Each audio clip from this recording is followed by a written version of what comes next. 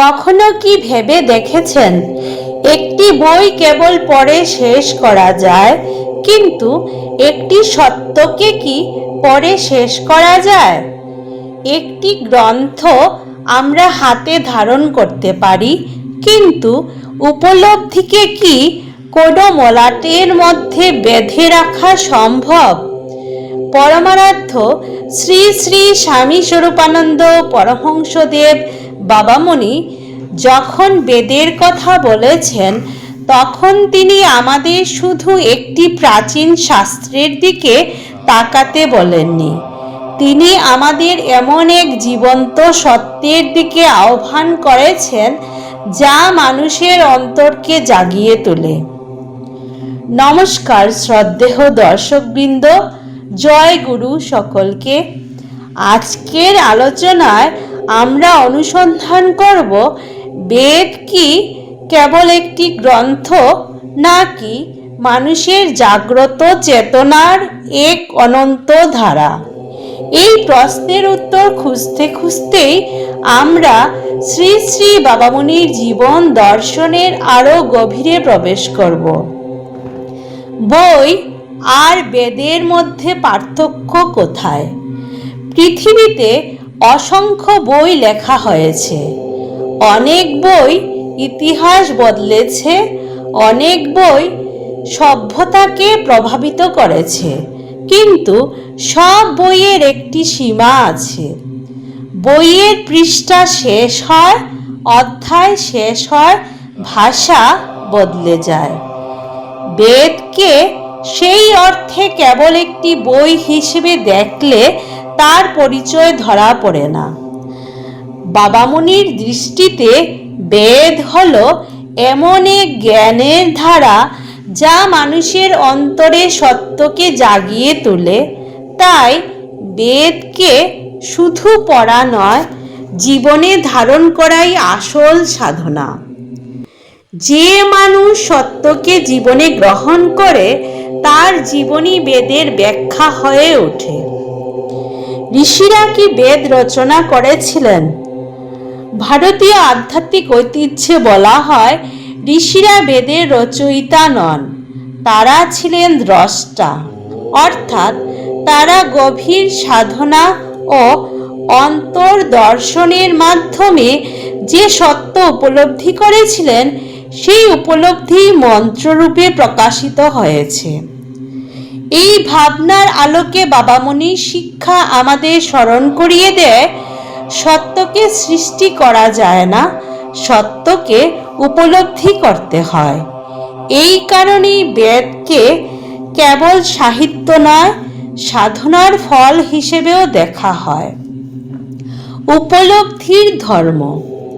কেউ যদি প্রতিদিন সত্যের কথা বলে, কিন্তু নিজের জীবনে সত্যকে স্থান না দেয়, তবে তার জ্ঞান কেবল শব্দেই সীমাবদ্ধ থাকে।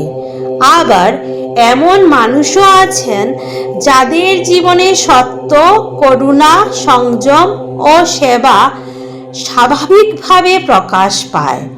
তারা হয়তো বড় পণ্ডিত নন, কিন্তু তাদের জীবনে জ্ঞানের আলো ফুটে ওঠে।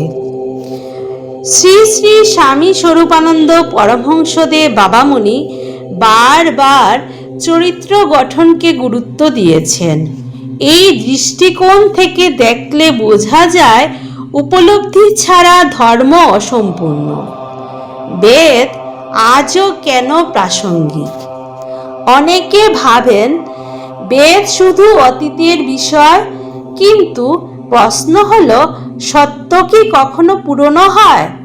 সততা, আত্মসংযম, ঈশ্বর স্মরণ, সেবা, মানব প্রেম, এই মূল্যবোধগুলো আজও মানুষের জীবনে সমান প্রয়োজনীয়। তাই বেদের প্রাসঙ্গিকতা কোনো নির্দিষ্ট যুগে সীমাবদ্ধ নয়। মানুষ যতদিন সত্যের সন্ধান করবে, ততদিন বেদের আহ্বানও জীবিত থাকবে। বাবামণির জীবন আমাদের শেখায়, আধ্যাত্মিকতা কেবল বক্তৃতায় নয়, আচরণেও প্রকাশ পায়। যদি আমাদের কথা চিন্তা ও কাজের মধ্যে সামঞ্জস্য না থাকে তবে ধর্ম কেবল মুখের উচ্চারণ হয়ে থাকে। বেদ আমাদের সেই সামঞ্জস্যের শিক্ষা দেয়, আর বাবামণি তার জীবন দিয়ে দেখিয়েছেন কিভাবে সেই শিক্ষাকে বাস্তব জীবনে রূপ দিতে হয়। প্রিয় দর্শকবৃন্দ, আজ আমরা দেখলাম বেদকে কেবল একটি প্রাচীন গ্রন্থ হিসেবে দেখলে তার গভীরতা উপলব্ধি করা যায় না। বাবামণি আমাদের আহ্বান জানান বেদের অক্ষর থেকে তার আত্মার দিকে, শব্দ থেকে তার সত্যের দিকে, আর জ্ঞান থেকে জীবনের দিকে এগিয়ে যেতে।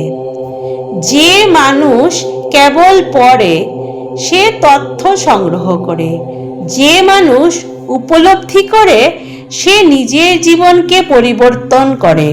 হয়তো এই কারণেই শ্রী শ্রী স্বামী স্বরূপানন্দ পরমহংসদেব বাবামণি ধর্মের মূল হিসেবে বেদের কথা বলেছিলেন, কারণ ধর্মের ভিত্তি কেবল পাঠ নয়, উপলব্ধি, কেবল বিশ্বাস নয়, জীবন যাপন। শ্রী শ্রী বাবামণির জীবন আমাদের স্মরণ করিয়ে দেয় ধর্ম মুখে উচ্চারণের বিষয় নয়, ধর্ম প্রতিদিনের জীবন যাপনের বিষয়। আর বেদ হলো একটি আয়না। ধরুন আপনি একটি আয়নার সামনে দাঁড়ালেন। আয়না আপনার মুখ বদলে দেয় না, শুধু আপনার প্রকৃত অবস্থা দেখায়। বেদের কাজও অনেকটা তেমন। বেদ আমাদের নতুন মানুষ বানিয়ে দেয় না, বরং দেখিয়ে দেয় আমাদের কোথায় অসত্য, কোথায় অহংকার, কোথায় দুর্বলতা, আর কোথায় ঈশ্বরের দিকে এগিয়ে যাওয়ার সম্ভাবনা রয়েছে। এই কারণেই বেদকে কেবল পড়ার বিষয় নয়, নিজেকে দেখার একটি আয়না বলা যায়। আজকের মানুষের জন্য এই শিক্ষা কেন জরুরি? আজ আমাদের জীবনে তথ্যের অভাব নেই, কিন্তু শান্তির অভাব রয়েছে। যোগাযোগের অভাব নেই, কিন্তু হৃদয়ের সংযোগ কমে যাচ্ছে। সুবিধার অভাব নেই, কিন্তু সন্তুষ্টির অভাব রয়েছে। এই সময়ে শ্রী শ্রী বাবামণির বাণী যেন নতুন করে আমাদের স্মরণ করিয়ে দেয় মানুষের বাইরের উন্নতির পাশাপাশি ভেতরের উন্নতিও প্রয়োজন। যেখানে সত্য আছে সেখানেই ধর্মের শুরু, যেখানে বিনয় আছে সেখানেই জ্ঞানের শুরু, যেখানে ঈশ্বর স্মরণ আছে সেখানেই জীবনের প্রকৃত অর্থ ধরা দিতে শুরু করে। আজ আমরা বেদের সমস্ত রহস্য উন্মোচন করতে আসিনি। আজ আমরা শুধু সেই দরজায় এসে দাঁড়িয়েছি যেখান থেকে এক বিশাল আধ্যাত্মিক পথের সূচনা হয়। শ্রী শ্রী বাবামণি পরমারাধ্য স্বামী স্বরূপানন্দ পরমহংসদেব আমাদের শিখিয়েছেন ধর্মের ভিত্তি বাহ্যিক আচার নয়, সত্যের উপর প্রতিষ্ঠিত জীবন। আর সেই কারণে তিনি বেদকে ধর্মের মূল বলে স্মরণ করেছেন। ওম শান্তি, ওম শান্তি, ওম শান্তি।